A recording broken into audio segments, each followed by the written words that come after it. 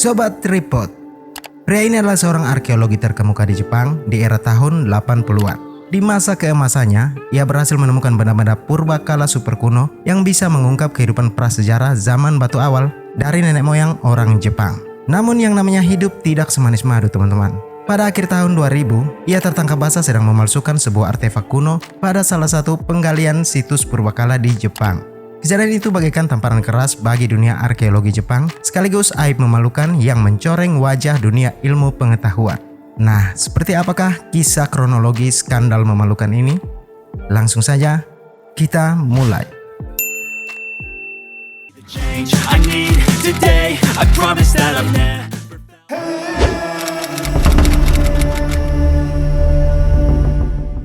Fujimura Shinichi, seorang pakar arkeologi Jepang yang memulai karirnya pada tahun 1981. Kala itu seantero negeri Jepang dihebohkan oleh pernyataannya yang mengaku telah menemukan artefak super kuno yang berasal dari 40.000 tahun silam. Penemuan itu membuat Fujimura terkenal secara nasional dan internasional, sekaligus menjadikannya sosok paling populer di Jepang pada saat itu. Wajar saja teman-teman, arkeologi adalah subjek yang paling populer di negeri matahari terbit tersebut. Setelah penemuan pertamanya itu, Fujimura yang kini terkenal dan populer mulai dipercaya menangani beragam proyek penggalian situs arkeologi di Jepang. Tak tanggung-tanggung, ia mengerjakan lebih dari 100 proyek di seluruh Jepang. Hebatnya lagi, setiap kali terjun ke lapangan penelitian atau area penggalian situs, ia selalu menemukan bagian-bagian artefak kuno yang spektakuler. Lantaran takjub akan keberuntungan hebat Fujimura tersebut, rekan-rekan seprofesinya kemudian menyebutnya sebagai Sang Tangan Tuhan. Bahkan temuannya berupa benda-benda purbakala yang diperkirakan berasal dari zaman batu awal di reruntuhan Kamitakimori, Prefektur Miyagi di tahun 1994, ditetapkan sebagai situs tertua Jepang. Nah, selama 20 tahun sejak penemuan pertamanya itu, Fujimura menjadi bintang di dunia ilmu pengetahuan maupun pemberitaan di media massa karena kehebatan dan prestasi gemilangnya dalam menemukan benda-benda purbakala yang diyakini berasal dari zaman batu awal. Temuan-temuan Fujimura pun banyak yang disimpan di Museum Prasejarah Jepang dan bahkan dimasukkan dalam buku pelajaran sekolah. Tetapi semuanya itu merupakan pencapaian semu sebelum Wall Titan menyerang, atau sebelum terbongkarnya kebohongan dan kepalsuan seorang Fujimura Shinichi.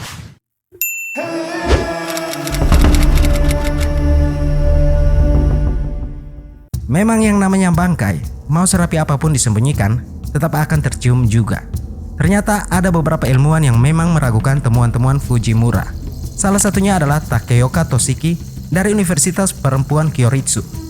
Takeoka sadar bahwa sejumlah benda-benda temuan Fujimura itu terlalu modern jika dibandingkan dengan benda-benda lain sejamannya yang pernah ia teliti di Prancis. Pendapat Takeoka ini mendorong pihak media massa Mainichi Shimbun untuk melakukan penyelidikan.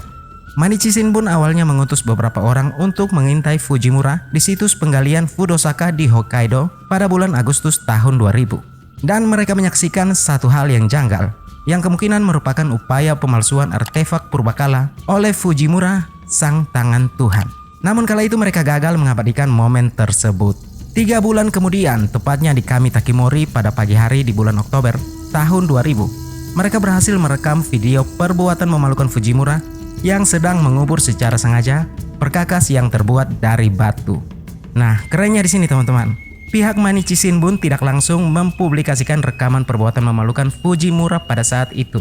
Namun mereka menunggu selama 1 bulan hingga Fujimura dan rekan-rekannya sesama penggali situs purbakala mengumumkan temuan spektakulernya. Barulah mereka mempublikasikan berita dan gambar-gambar potongan video yang menangkap basah perbuatan memalukan Fujimura, Sang Tangan Tuhan. Penerbitan berita di bulan November tahun 2000 itu sangat menghebohkan Jepang, sekaligus mencoreng marwah dunia ilmu pengetahuan. Hal ini membuat semua proyek penggalian situs dan temuan purbakala yang melibatkan Fujimura di dalamnya dikaji dan diteliti ulang untuk memastikan keasliannya. Dan hasilnya sangat menggemparkan teman-teman. Ikatan Arkeologi Jepang kemudian menerbitkan laporan akhir hasil penyelidikan setebal 625 halaman. Laporan tersebut menyatakan tidak satupun benda-benda purbakala temuan Fujimura memiliki nilai ilmiah. Awalnya Fujimura mengaku hanya melakukan 2 pemalsuan bukti arkeologi. Namun pengakuannya di musim gugur tahun 2001 menegaskan bahwa pemalsuan bukti arkeologi telah dilakukannya sejak tahun 1980.